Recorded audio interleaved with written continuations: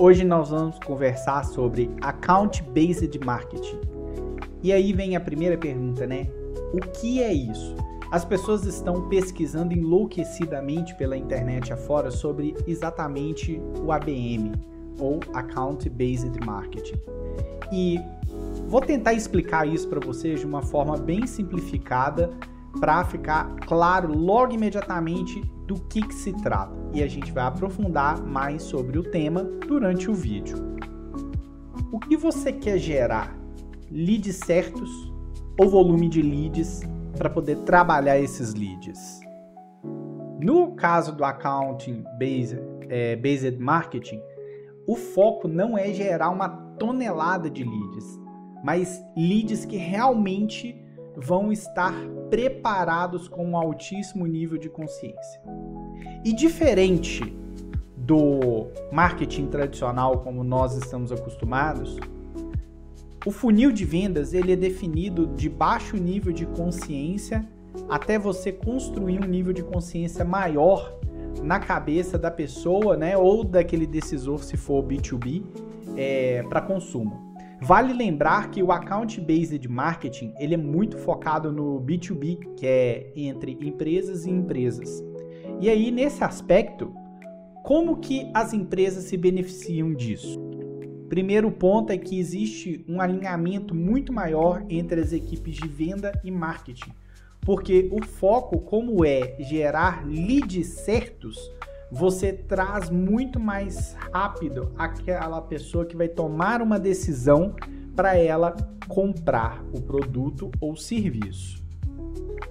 No ABM, nós temos uma coisa que é muito interessante, e eu estou estudando bastante isso para poder aplicar em outras empresas que eu tenho, que é, eu não olho para o mercado e tento atingir algum alvo. Eu, na verdade, antes de fazer qualquer coisa, eu olho para o mercado e eu escolho quem eu quero atingir. Eu sou intencional para onde ir, para onde olhar. Por quê? Eu escolho, eu identifico quem são os alvos, quem são as empresas que eu quero atender, no caso que eu quero vender para elas.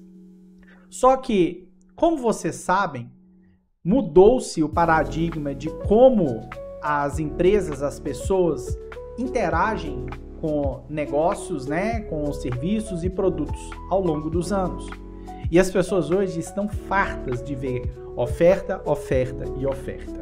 Com isso, nós temos aí uma tonelada de empresas que derramam dinheiro acreditando ainda nesse funil tradicional. E aí, talvez esse funil tradicional ainda vai fazer sentido, principalmente quando a gente se trata de indivíduo, porque o cara tem pouco nível de consciência, então você precisa aumentar o nível de consciência dele para instigar ele, encorajar ele a tomar uma ação de compra. Ou no caso de uma empresa, a empresa ela já tem um nível de consciência. Então você precisa mostrar para aquela empresa, de fato, que você é a melhor opção para ela. E o ABM ajuda você, empresário, a conseguir conquistar aquele cliente desejado, exatamente porque você não vai fazer uma campanha genérica, você não vai fazer ações genéricas para chamar a atenção daquela empresa específica.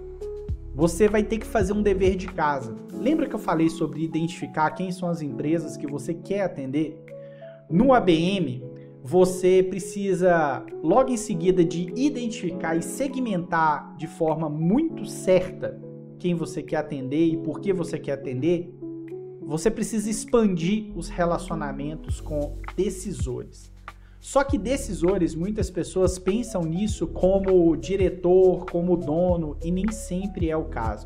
Porque, geralmente, as empresas que são alvo através de ABM são empresas que elas têm uma estrutura maior, são empresas que têm um ticket qualificado. Você que trabalha com produtos high ticket, você precisa de ter como segmentar empresas que têm capacidade de pagar pelo seu serviço. Como que você vai vender para uma empresa do seu Zé que fatura R$100 mil por mês uma consultoria que vai custar R$20 mil por mês? Como que você vai fazer isso? Ele não tem caixa. Porque desses 100 mil reais que ele fatura, pelo menos ali uns 70 mil vai de impostos, produtos, funcionário e outros custos do negócio dele. Então sobra muito pouco para ele criar caixa e outras coisas mais. Então no caso do ABM, a gente tende a buscar empresas que têm estruturas maiores e empresas que elas têm determinada cultura que vai de encontro com aquele produto ou serviço que você trabalha. Por isso é importante fazer uma identificação correta.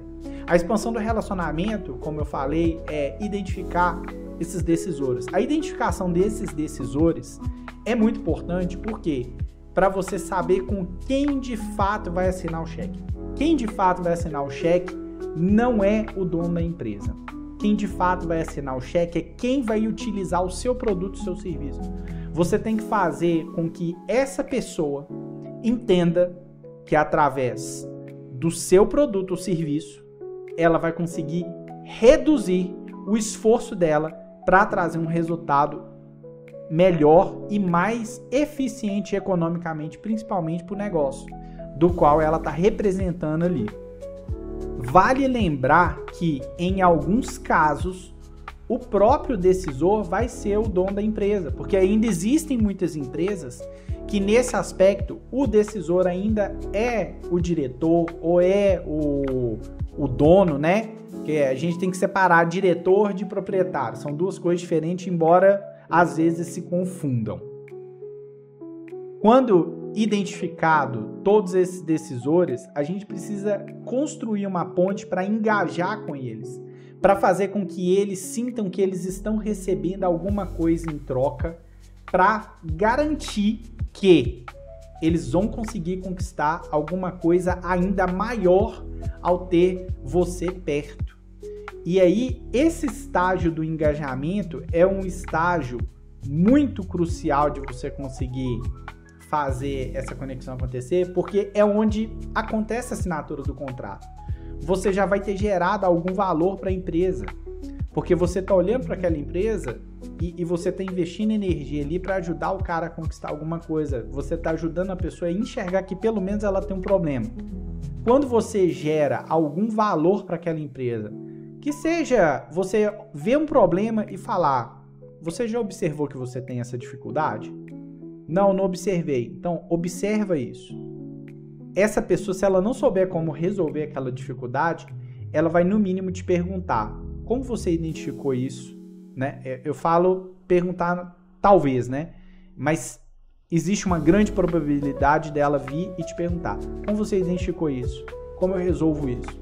Então, eu identifiquei isso por causa de X, Y, Z, se você achar coerente, e eu presto exatamente o tipo de serviço que resolve essa dor específica aí que eu identifiquei no seu negócio. Isso é uma vulnerabilidade.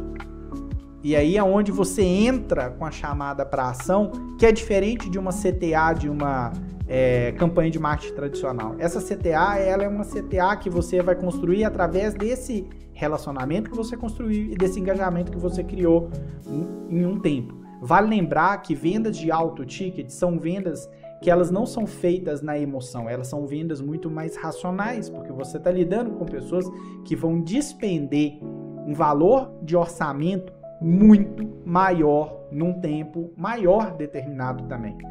E aí, nesse aspecto, quando você consegue de fato, como eu disse uns segundos atrás, mostrar esse valor para a pessoa, né, um problema, e ela não sabe resolver aquele problema, você fala: eu sei resolver esse problema, e esse problema vai diminuir muitos custos que você tem por causa disso. Você mostra para ela que ela vai economizar grana em detrimento a quanto você vai cobrar. Então, ou seja, a conta ela tem que ficar positiva para a empresa de quanto menos dinheiro ela vai investir, né, gastar. Uma coisa muito importante, até para você conseguir precificar de forma legal, identificou o problema da empresa, tenta adentrar a empresa, mesmo sem fechar um contrato de alguma forma, com esse relacionamento estabelecido, para entender a realidade fiscal da empresa, no sentido de assim, tá, hoje esse problema ele gera quanto de prejuízo para você? E aí você dar aquela cutucada na ferida para a pessoa sentir a dor, pô, eu tô tomando um prejuízo.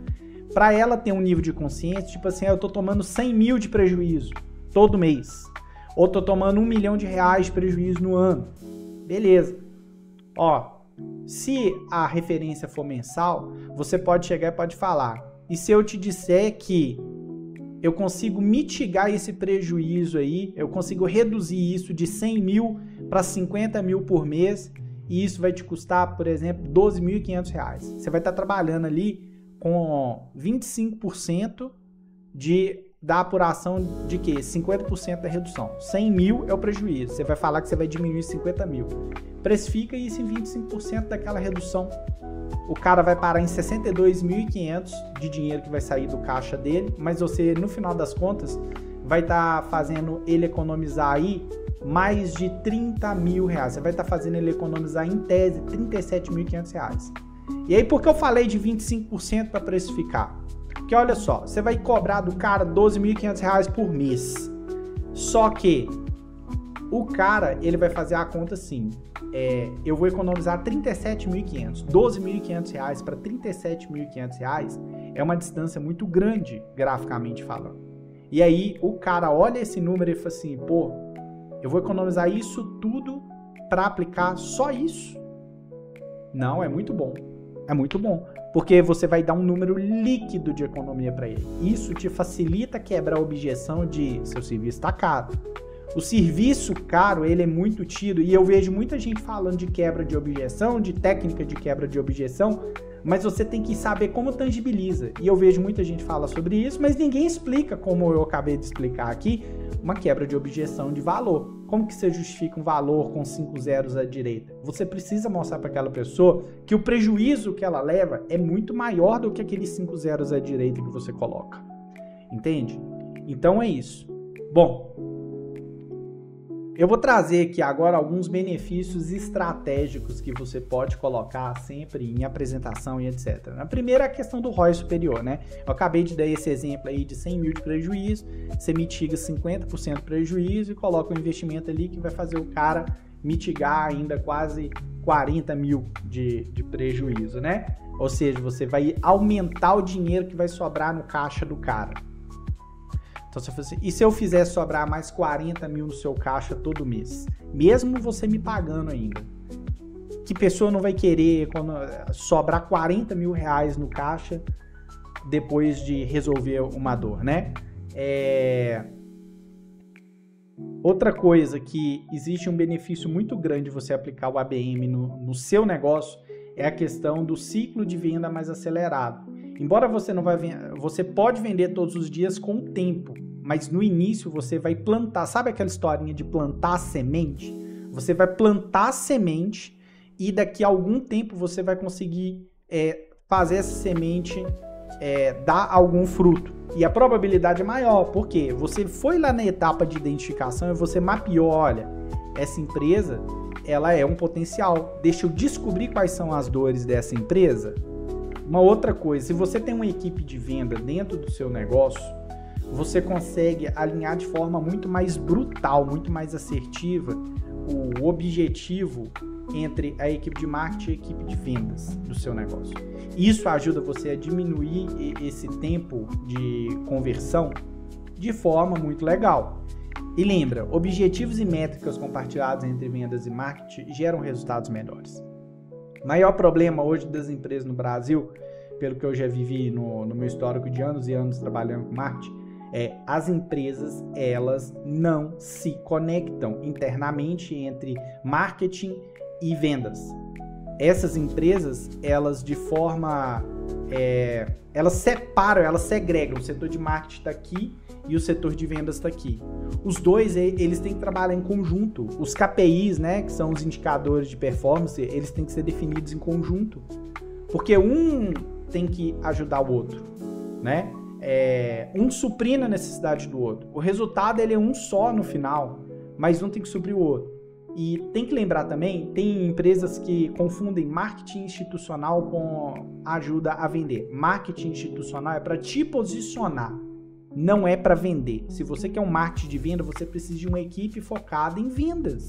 são duas coisas diferentes. Então não cobra do cara que você colocou para fazer marketing institucional para ele fazer marketing de vendas.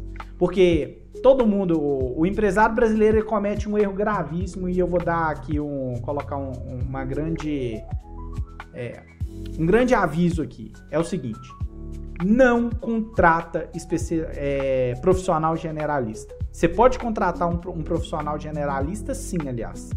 Só que lembra que ele é generalista. Ele não vai conseguir de forma fácil e rápido gerar resultado de especialista. Se você quer um resultado de especialista, você precisa meter a mãozinha no bolso e contratar um especialista. Aí eu quero vender muito através de marketing. Então contrata um especialista de marketing focado em vendas. E aí você vai trabalhar esse cara junto com a sua equipe de vendas. Ah, não, eu preciso de posicionar a minha marca de forma institucional para mostrar que minha marca é boa, porque eu estou querendo atrair talentos para minha empresa, né? Eu quero vender a minha empresa como um lugar bom para trabalhar. Hoje a gente sabe da dificuldade que as empresas têm de contratar mão de obra.